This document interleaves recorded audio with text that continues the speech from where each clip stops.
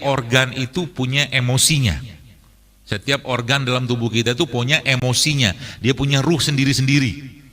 Ya, saya kemarin sempat diskusi dengan salah satu sahabat saya, dia seorang ustadz juga yang dia banyak membahas tentang hal-hal yang berhubungan dengan nafs, dengan nafsu, dengan jiwa seperti itu. Dia katakan menarik tuh. Ya, orang tidur itu adalah kematian, kan gitu. Nabi menjelaskan, Allah mengangkat ruh orang yang tidur sehingga dia mati, kan gitu. Tapi kok dia nggak mati? Kan masih hidup, nafas masih hidup, mata masih terpejam, jantung masih berdetak, paru masih mengembang-mengempis, darah masih jalan. Coba, padahal dia mati, ya. Jadi dia mengatakan bahwa ternyata memang salah satu pembahasannya adalah bahwa ternyata kita tuh punya ibarat kata ruh induknya ada gitu, ruh induknya, ya. Ruh rajanya, ruh yang utamanya itu ada, itu yang diambil. Tapi ruh yang berhubungan dengan fungsi-fungsi vital di organ-organ tadi itu masih tetap berada di tempatnya, yang dalam medis disebut dengan sistem saraf otonom. Sehingga jantung masih kerja, paru masih kerja, ya, darah masih jalan seperti itu. Ya, nah setiap mereka itu punya ruh sendiri-sendiri. Ya, emosi. Kalau dalam bahasa lain ada emosi di sana. Ginjal punya emosi, jantung punya emosi, paru punya emosi. Jadi ketika seseorang yang terkena penyakit-penyakit berat ya, seperti stroke, tumor, ya, kanker, bahkan autoimun, ya, itu pasti akan ada kaitan sekali lagi dengan emosi-emosi tadi.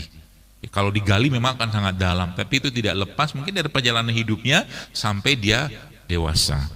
Ya, maka sekali lagi saya menasihati diri saya sendiri dan jamaah sekalian, ya, kalau mau sehat bersihkan dulu sampah emosi kita. Itu poin utamanya. Dan cara membersihkan gimana? Al-Quran jawabannya. Caranya gimana? Ya baca. Al-Quran itu dibaca, tadaburi, ya, dilihat, ya, kemudian diamalkan. Ya, termasuk juga bolehkah kita membaca Quran itu dengan kita berniat terlebih dahulu, ya, kepada Allah? Tentunya boleh-boleh saja. Sebelum baca Quran misalkan, ya, kita diam sejenak gitu kan, kita ngomong dalam hati kita kepada Allah dengan niat tentunya, ya Allah, aku baca Quran ini karena mengharap ridhomu, pahalamu, mengharap wajahmu, seterusnya. Banyakin niat-niatnya, termasuk juga ya Allah jadikan setiap huruf yang ku baca ini ya Allah membersihkan penyakit-penyakit hatiku, ya. Ya Allah jadikan setiap huruf yang ku baca ini, kalau kita mungkin maaf ada kecurigaan, minta pada Allah, ya Allah hilangkan kecurigaanku ini. Ya Allah jadikan setiap huruf yang ku baca ini ya Allah menghilangkan kebencian dalam hatiku, baca. Kalau nggak bisa baca gimana? Dengarkan, kan gitu. Dengarin Quran saja sudah dapat rahmat, ya, seperti itu. Nah, baru ya setelah selesai itu, ya, barulah kita masuk yang fase atau tahap yang kedua, ya. Kan tadi sampah emosi, nah sekarang sampah raganya, ya, sampah raga. Sampah raga itu dari mana munculnya? Ya kita sering mendengar kata-kata radikal bebas, oksidasi segala macam.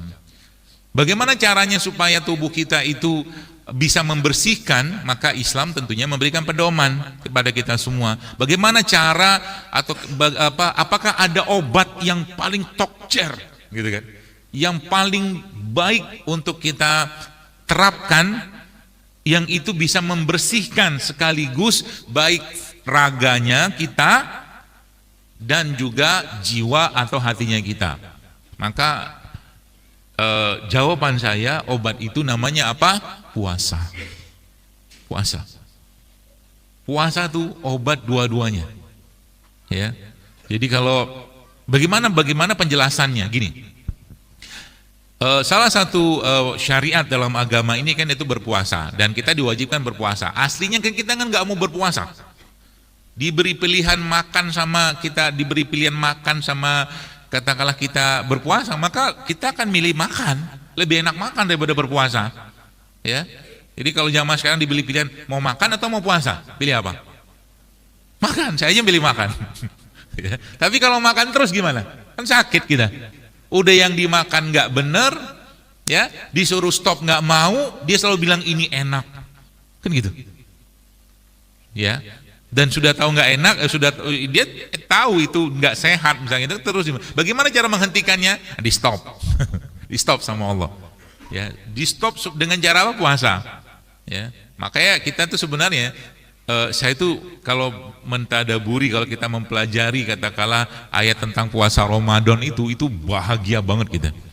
Kenapa? Kalau nggak ada puasa Ramadan kayaknya kacau beliau badan kita nih Bapak sekalian. Bayangkan selama 365 hari itu makan terus isinya. Sudah, pagi makan, siang makan, sebelum siang ada snack. Ya kan? Ya. Nah, coba latihan ini, kan nanti dapat snack kan ini? Enggak ya? Ya. Kalau dapat snack nanti jangan dimakan snacknya. Puasa dulu sampai siang. Ya. Jadi puasa. Kan ayatnya kan ya ayyuhallazina amanu kutiba alaikumusiyam kama kutiba alal ladzina min qablikum la'allakum tattaqun. Ya, diwajibkan kepada kalian berpuasa sebagaimana orang dulu kami wajibkan juga berpuasa.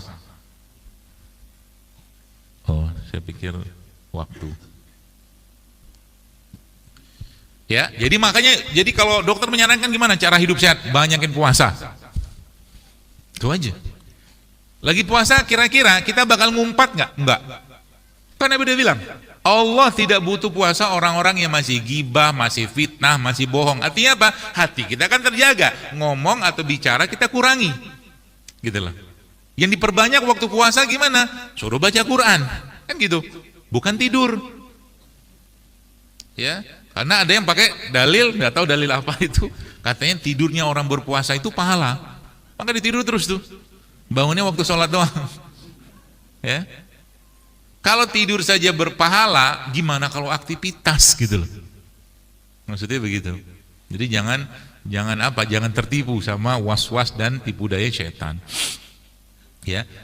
Raga kita sekalian ya, bagaimana cara kita membersihkan kan gini. Kalau Anda bayangkan biar gampang dipahami begini.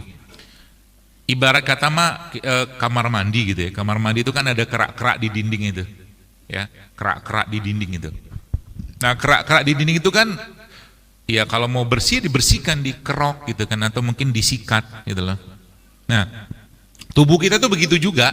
Semakin banyak makanan-makanan yang tidak sehat yang kita makan, terutama makanan yang tinggi kalori, tinggi gula, tinggi lemak, dan rendah serat. Contohnya apa?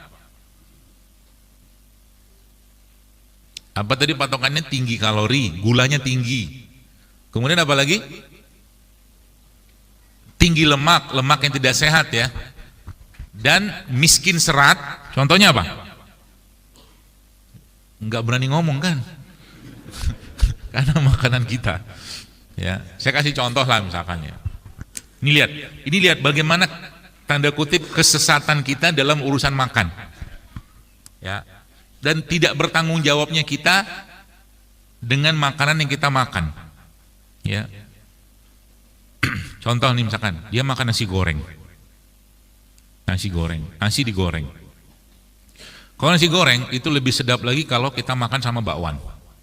Betul?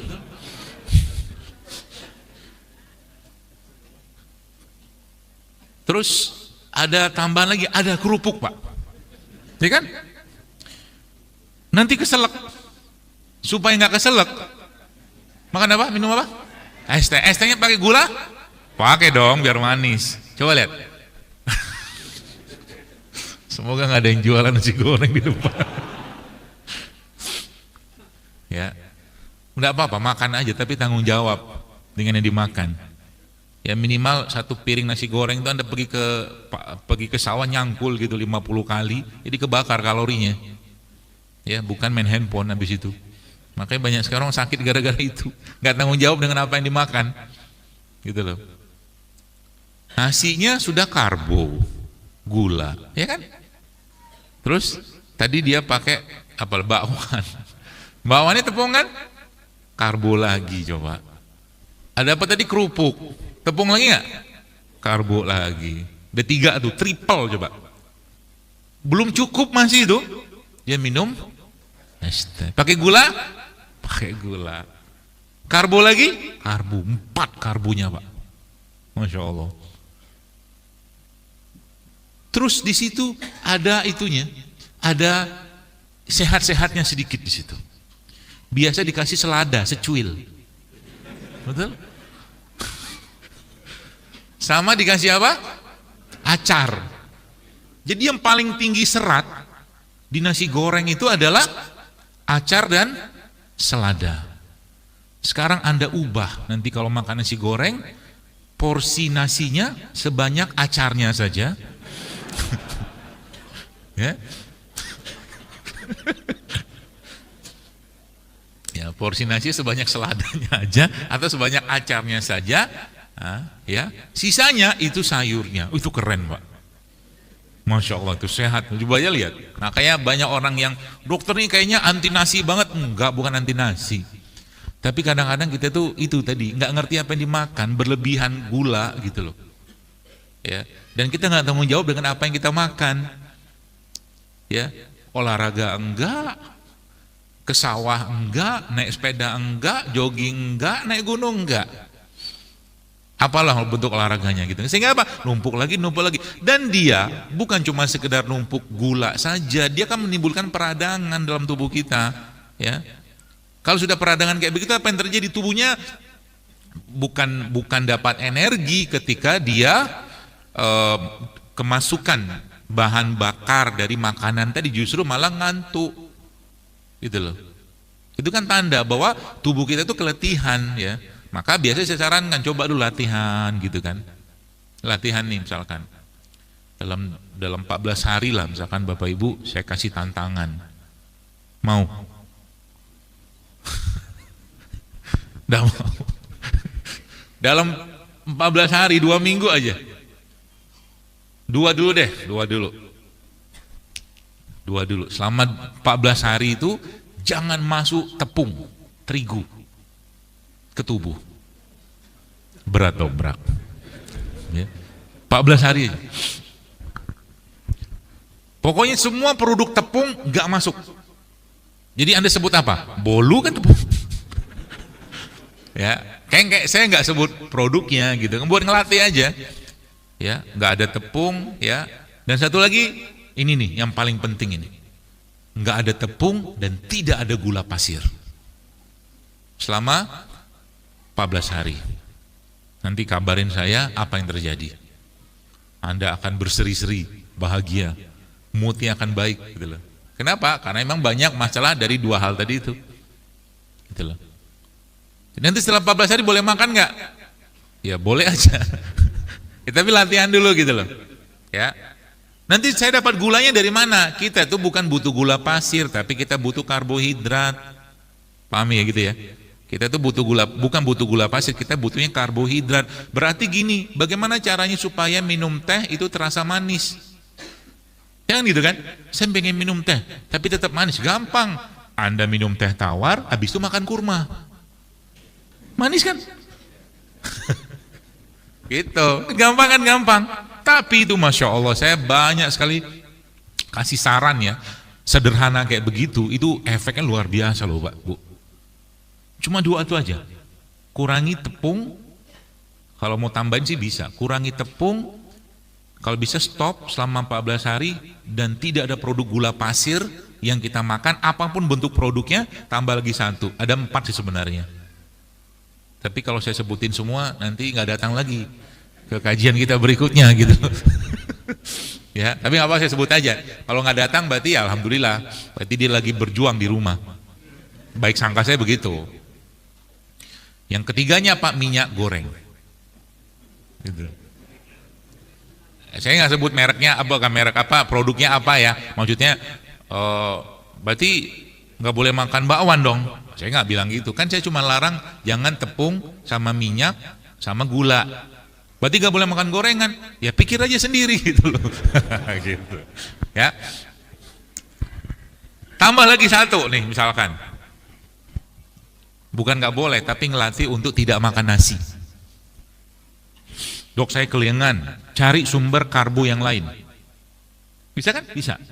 Nasi itu kan yang kita butuhkan karbohidratnya, gulanya. Betul kan? Kalau nggak makan nasi, bisa nggak makan yang lain? Coba sebutin apa kira-kira? Ketela. Saya kemarin bikin acara di Gombong, Kebumen. Saya bilang sama panitianya, saya nggak mau acara biasa, tapi saya bahkan kita bikin sesuatu yang baru lah, saya bilang. termasuk juga snack ke peserta, sama kita bikin bazar sehat di situ. Ya ada, masya Allah ada 20-30 20-30 stand lah yang kemarin hadir di sana itu, yang ikut ya. Bahkan ada, saya baru tahu ada motor sehat. Kok bisa ada motor sehat? Motornya nggak batuk-batuk gitu, nggak demam. Ya enggak lah, motor listrik ternyata. Indonesia punya motor listrik, masya Allah ya. Ternyata banyak tuh produk-produk sehat diantara yang dibuat oleh mereka teman-teman di sana itu, termasuk juga snack yang kita berikan kepada peserta. Sampai ibu rektornya kaget, ini kok enak sekali kata dia. Anda tahu yang saya kasih apa? Tempe yang tidak digoreng. Saya nggak sebutnya tempe mentah, karena tempe itu kan kedelainya sudah direbus, jadi nggak mentah dia. Tempe tidak digoreng gitu kan, cuma bahasa kita kalau nggak digoreng itu mentah. Betul kan? Akhirnya saya potong-potong tempe, ya. Sayang sini nggak ada. Kalau ada, bapak ketagihan, Pak, makannya, Pak. Serius. Itu sampai wajahnya ibu itu yang awalnya tidak bahagia, setelah makan tempe jadi bahagia dia. Kelihatan. Ya. Gitu kan, masya Allah gitu kan. Ternyata enak ya dok, dia bilang. Oh iya, ibu sih buruk sangka sama saya gitu kan. Curiga sama tempe gitu kan. Ya. Tempenya dipotong-potong, kasih apa? Kasih garam, kasih madu, itu doang. Ternyata enak. Nggak ada minyak kan? Nggak ada minyak. Nggak ada tepung kan? Nggak ada tepung. Coba. Terus saya ajarin lagi, saya bikin tuh sambel, ya sambel. Sambelnya dari apa? Karena biasa ibu-ibu kalau bikin sambel pakai gula pasir kan? Nah saya tukar sekarang gula pasirnya pakai kurma. Kan keren kan? Cabai rawit, pakai kurma, kasih garam. Kan dikasih air sedikit, airnya pakai air kelapa. Wah enak banget. Itu kelihatan lagi muka mereka, wajah mereka makin bahagia lagi. Saya tahu itu karena gratis gitu. Ya gitulah. Ya. Jadi makanan itu memberikan kebahagiaan, asal makannya benar. Jadi kalau ada yang hidupnya itu nggak bahagia terus, coba perbanyak makan yang dikupas, bukan dikemas. Ya, kalau ada orang hidupnya agak kurang bahagia kok mukanya tuh sedih terus, nah itu ajak dia pergi makan apa? Makan rujak gitu kan dikupas tuh. Ya. Makan gorengan bahagia nggak? Bahagia. Ya, tapi coba dilatih ya. Dokter makan gorengan nggak? Jarang. Kalaupun makan gorengan kayak tadi malam saya kelaparan banget gitu kan. Tengah jalan udah mulai ini agak-agak keliengan sini. Saya harus makan nih. Cari tukang gorengan. Kata saya gitu kan, mau makan belum waktunya makan, tapi saya butuh camilan nih, saya bilang. Saya pilihlah gorengan, karena nggak ada ubi rebus, singkong rebus, ya carinya ya udah singkong goreng. Tapi kan bukan tepung terigu, gitu loh maksudnya. Jadi kalau kita cheat juga, cheatnya itu berkualitas gitu loh. Jadi kalau lagi harinya kita, oke lah hari ini nggak hidup sehat gitu kan, tapi berkualitas gitu kan, gitu. Ya, akhirnya apa? Ya bahagia terus, tenang terus kita, mood kita terjaga gitu kan. Wajah itu seneng gitu kan. Wajah kita tuh misalkan kalau sekarang kan wajah saya ya begitulah gitu. Berapa bersinar karena cahaya, ada lampu. Tapi intinya apa? Ya itu tadi. Ya. Kulit kita ini, wajah kita ini representasi dari isi perut kita. Maka benerin isi perut kita. Ya. Perbanyak makan-makan yang dikupas bukan dikemas. Banyakin makan makanan yang tidak banyak pengolahan di sana, apalagi nggak banyak pakai minyak goreng, itu akan jauh lebih sehat buat tubuh kita. Termasuk juga nih saya kasih ilmu satu buat ibu-ibu yang ibu-ibu ini kan salah satu yang mereka harapkan kan glowing ya. You know glowing? Ya, glowing in the sky gitu kan. Waktunya habis. Ya, sudah tahu saya. Salah satu bahan yang bikin kulit kita tuh elastis, nah ini kabar baik nih bagi para penggemar makanan ini nih. Itu ternyata apa bos sekalian? Ceker ayam. Ceker ayam itu ternyata tinggi sekali kolagennya. Kolagen itu kan mahal loh dijual itu. Itu ternyata banyak di ceker ayam. Ya. Jadi kalau mau tadi ya kita dapat asupan kolagen, nah tuh bikin tuh sup ceker ayam. Ya. Ayamnya gimana? Ayam yang bahagia. Pilihlah ayam yang bahagia. Karena banyak sekarang ayam tidak bahagia. Betul nggak? Iya loh. Di kandang dia merana, nggak ada teman, nggak boleh main, kan gitu, nggak dapat sinar matahari. Akhirnya manusia yang makan ikut-ikutan merana. Coba, ada lihat tuh mobil yang bawa ayam banyak-banyak itu, coba lihat wajah-wajah ayamnya, bahagia nggak? Sedih dia. Ya tentunya dia kan sedang menuju hari pemenggalan dia gitu loh. Tapi harusnya kan bahagia. Ya, jadi kita tuh banyak sekali hal-hal yang kita membuat kita tuh ya salah satu nggak bahagia, nggak ceria. Emang karena makanan kita tuh sudah banyak masalah gitu kan. Ya, nggak ada kalau bahasa itu tuh nggak ada enzimnya gitu loh, nggak ada vitaminnya. Maka tadi saya, masya Allah nih, kayaknya tadi kan saya di ruangan DKM itu sajiannya saya itu panitia, mungkin Bapak pengurus DKM sudah tahu gitu kan, jangan kasih gorengan ke Dokter Zaidul gitu kan, macam-macam tuh, buah-buahan gitu kan, rebus-rebusan gitu kan. Nanti pembicara yang lain mungkin udah beda tergantung permintaan. Tapi ya kalau kita sudah biasa dengan hal seperti itu, ini kayak gini kan, ini masya Allah, ini kan jahe nih. Ya, jadi kalau saya nyaranin, bahkan kalau Ramadan, ya saya pernah bilang, dokter ngisi dong tempat kami kalau Ramadan. Saya bilang saya mau ngisi kalau seandainya takjilnya sehat, saya bilang. Kan bisa diubah. Jadi kita mulai mengembalikan lagi pola makan atau cara makan nenek moyang kita, ya. Kita mulai mengembalikan lagi katakanlah makanan-makanan yang sehat. Kan makanan sehat di tempat kita kan banyak banget, Bos sekalian. Getuk itu kan sehat. Getuk itu sehat loh. Asal jangan ada getuk goreng. Kan minyak lagi gitu loh. Minyak lagi gitu loh. Ya, atau getuknya sudah dikemas gitu kan, ya buat oleh-oleh oke lah. Tapi kalau kita getuk yang benar kan yang biasa kalau di Jakarta gitu, yang paling gede tuh speakernya tuh, getuk lindri itu loh. Itu kan dari singkong kan, masya Allah itu. Dia kalau pakai ijonya dari pandan, gitu loh. Terus pakai kelapa itu kan lemak yang sehat, gitu loh. Jadi masya Allah ya, saya bilang gitu. Jadi kalau nanti bikin kajian-kajian tuh mulai dikenalin ke masyarakat makanan-makanan asli kita yang nggak digoreng, banyak rebusnya, minum wedang-wedang kayak begini. Tinggal nyemplungin ketumbar doang, itu jantung Anda akan sehat loh. Dispenser kasih air panas, cemplungin ketumbar, coba aja minum, jantung Anda akan sehat. Cemplungin aja serai ke situ, itu masya Allah, darah kita akan bersih. Modal kita doang, tuh cemplung-cemplung doang, gitu loh. Ya, seperti itu. Jadi mudah-mudahan bisa dipelajari. Bagaimana caranya? Ya kita mulai tadi, perbanyak yang dikupas, bukan dikemas, makanan-makanan asli. Ya. Maka kalau saya ke tempat-tempat yang di luar Jakarta kayak begini tuh saya suka banget. Ketika aku lelah, aku hanya mampu berbisnis. Dia tumbuhnya alami gitu, kayak manggis kan nggak disemprot. Manggis itu kan tumbuhnya alami tuh. Ya. Atau mangga-mangga. Kalau sekarang kan mangga-mangga kebanyakan sudah diperem, dikasih karbit. Cari mangga-mangga yang musiman gitu loh, ya seperti itu.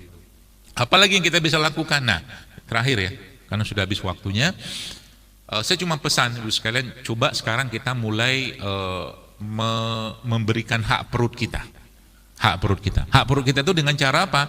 Jadi sebelum Anda makan, makan apapun lah gitu kan, Anda mulai kayak gini nih. Minum jahe dulu, atau mungkin minum air putih dulu, atau minum air madu dulu, atau yang paling bagus itu yang saya saran terakhir pelajarin itu adalah kita minum air yang dikasih cuka apel, cuka nanas, cuka madu gitu loh.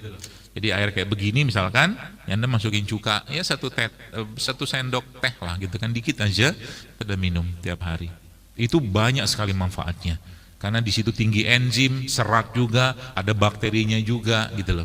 Ya, makanya kalau yang paling simpel gimana? Tempe itu masya Allah tempe itu.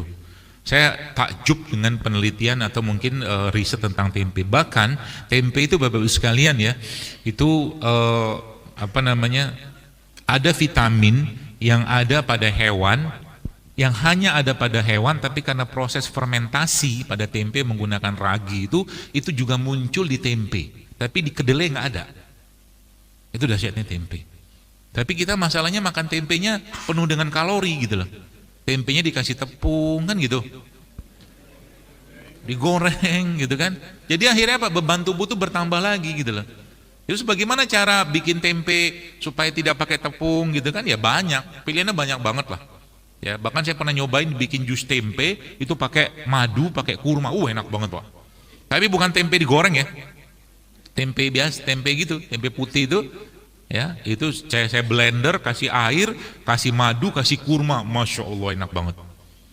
Dan itu proteinnya dapat, vitamin dapat, serat dapat, mineral dapat, enzim dapat, coba. Lengkap kan? Nah, cobain nanti. Ya, ibu-ibu di rumah, ya mulai sekarang kalau bapaknya minta teh, jangan kasih gula. Sampaikan pada bapak, bapak kalau bapak minum teh, pandangi wajahku. Ya, kan sudah manis gitu, maksudnya. Supaya tawarnya teh ini tercover dengan manisnya wajahku, gitu. Bapak-bapak juga sadar diri gitu kan, dengan cara coba dikurangin. Kopinya, dokter suka kopi? Suka. Saya lebih suka kopi pahit. Ya, kopi. Kenapa kopi? Karena kopi itu termasuk salah satu antioksidan sebenarnya. Dia banyak sekali kandungan antioksidan dalam kopi. Seratnya juga ada juga. Ya, bahkan dia termasuk fat burner, dia pembakar lemak sebenarnya kopi itu. Ya, jadi mulai biasakan tadi ya, mulai latihan apa tadi? Nggak ada tepung. Boleh tempe itu, di belakang boleh tempe itu, masya Allah. Nanti camilannya apa? Tempe, cocolin pakai madu. Atau kalau enggak, kelapa tua itu, bagus sekalian ya. Itu kan banyak orang kan, ini kita tuh dikit-dikit kambing hitam kan. Jadi saya nggak tahu dapat dari mana ceritanya makan kelapa itu jadi cacingan. Nggak tahu saya. Wallahu alam, itu bingung saya itu. Itu tuh sehatnya minta ampun loh, itu kelapa itu. Jadi camilan kelapa tua itu loh. Dan sayangnya ibu-ibu ya, terutama ibu-ibu kan, itu kalau bikin santan itu kan air kelapa tuanya kan dibuang. Allahu Akbar, itu Pak Bu, subhanallah ya. Itu air kelapa itu ya, kelapa tua ya, itu jauh lebih baik daripada air isotonik kemasan manapun. Coba kita buang, coba. Itu Anda mau bikin apa? Bikin sambal bisa, diminum pun masya Allah, ngebersihin jantung, liver kita, ya, pencernaan kita. Modal air kelapa yang di, kadang-kadang kalau beli sama tukang air kelapa, tukang apa, kelapa tua itu kan, itu 1.000 tuh dapat banyak tuh, ya kan? Daripada beli minuman-minuman kemasan, beli itu aja. Tiap hari minum itu, masya Allah, sehatnya luar biasa. Asam aminonya ada, vitamin ada, mineral ada, coba. Luar biasa. Jadi beruntunglah kita yang tinggal di Indonesia. Ya, kalau di luar negeri susah cari abang atau mas-mas yang jual kelapa muda. Susah, mahal lagi. Ya, maka itu tadi ya. Beberapa tipsnya ya, dan yang paling penting ya, saya tadi pesan sama takmir masjid, saya katakan Rasul itu memberikan pedoman yang sangat, ini terakhir, serius. Saya kalau lagi bahagia begini ya, karena jamaahnya juga bahagia, kalau lihat muka-muka itu muka-muka ceria gitu ya, tidak terpapar dengan polusi kota. Nabi itu, masya Allah ya, lihat. Apakah ada pedoman-pedoman tentang kesehatan dalam Islam? Oh, ada Pak Bu. Kita itu waktu tidur kita diatur Quran loh. Waktu bangun kita diatur Quran. Ya kan? Qumil laila illa qalila. Kan ada tuh. Nisfahu awin kusminho qalila. Suruh bangun. Nabi tidurnya kapan? Nabi tidur tuh habis Isya. Nanti bangun tengah malam, jelang subuh nanti Nabi tidur lagi. Ini kalau sekarang ini kenapa banyak masalah? Karena kita nggak ngikut Nabi. Nabinya tidur, umatnya bangun Nabi tidur. Gitu loh. Jadi masya Allah kan, begitu luar biasanya agama kita. Terus apa lagi? Lihat, Abu Hurairah radhiyallahu anhu pernah menyebutkan bahwa salah satu nasihat Nabi SAW kepada beliau adalah berpuasa 3 bulan, 13, 14, 15.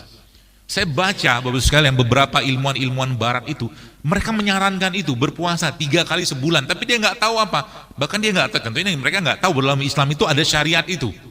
Dan Abu Hurairah, apa yang terjadi setelah Abu Hurairah disampaikan Nabi SAW ya, Abu Hurairah menyampaikan, kekasihku Rasulullah SAW menyebutkan atau menyampaikan, berpesan kepadaku, berpuasalah 3 hari selama 1 bulan, kita sebut dengan puasa Ayyamul Bid. 13, 14, 15 pada apa tuh namanya, pada bulan Hijriah ya, pada tahun Hijriah, tahun Islam, atau bukan, tapi bukan tanggal kalender Masehi. Lalu 16-nya istirahat bentar. 13, 14, 15 puasa tuh. Nih kalau bapak-bapak mau per bulan paket detoksifikasi terbaik ini, Masya Allah nih. Apalagi nanti kalau Anda puasa itu Anda lanjutkan lagi, nggak makan tapi minum aja sampai hari berikutnya, kurma air 3 hari. Itu Masya Allah, tubuh kita itu seperti di reset ulang coba. Ya, 16 kita istirahat. Nah, dalam sebuah hadis Nabi menyebutkan bahwa berbekam pada tanggal 17 atau 19 atau 21 itu menyembuhkan penyakit. Masya Allah kan? Maka kalau saya bilang ke takmir masjid, saya katakan kalau bisa dibikin nih klinik bekam gratis di sini. Jadi nanti tiap bulan, tiap tanggal-tanggal itu, tanggal bekam itu nanti masyarakat bisa berbekam gratis. Nanti dari kerjasama sama PBI ya, organisasi bekamnya. Jadi puasa dulu, habis itu berbekam. Ya bayangkan, bekam tuh kerjanya kayak apa dok? Gini, terakhir. Ini serius nih terakhir. Gini loh. Ini ilustrasi supaya Bapak Ibu paham dahsyatnya hijamah atau bekam itu. Ya. Nah, contoh begini. Misal nih, saya misal di depan masjid ini ada sebuah kertas kayak begini dibakar. Oke?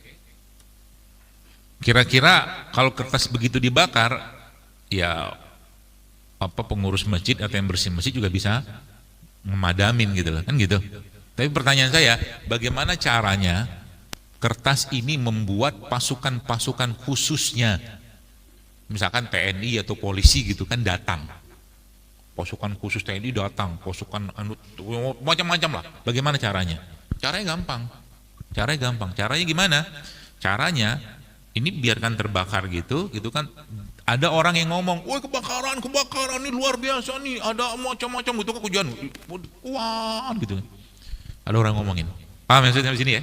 Nah, tubuh kita itu, Bapak sekalian, punya pasukan umum, punya pasukan khusus, pasukan umum imun, ya pasukan umum yang berkaitan dengan kekebalan atau sistem kekebalan tubuh kita.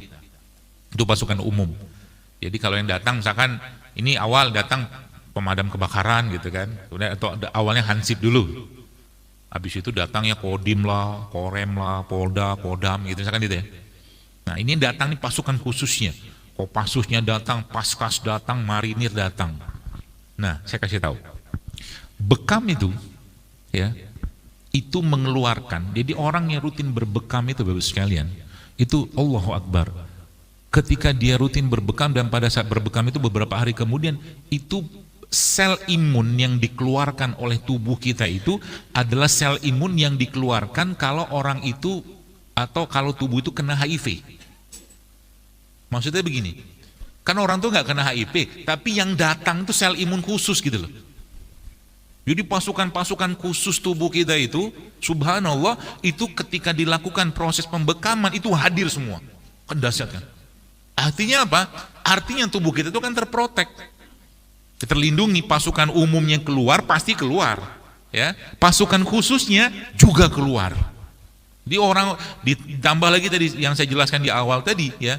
Dia diawali dengan dia berpuasa dulu, dibersihkan dulu, kemudian pada tanggal 17-nya atau 19-nya atau 21-nya dia berbekam. Masya Allah, efeknya luar biasa. Sel imun umum, sel imun khusus itu semua hadir pada saat pembekaman. Ya, tapi bukan bekam kering, bekam yang dikeluarkan darahnya. Ya, tentunya perlu ilmunya tentang itu ya.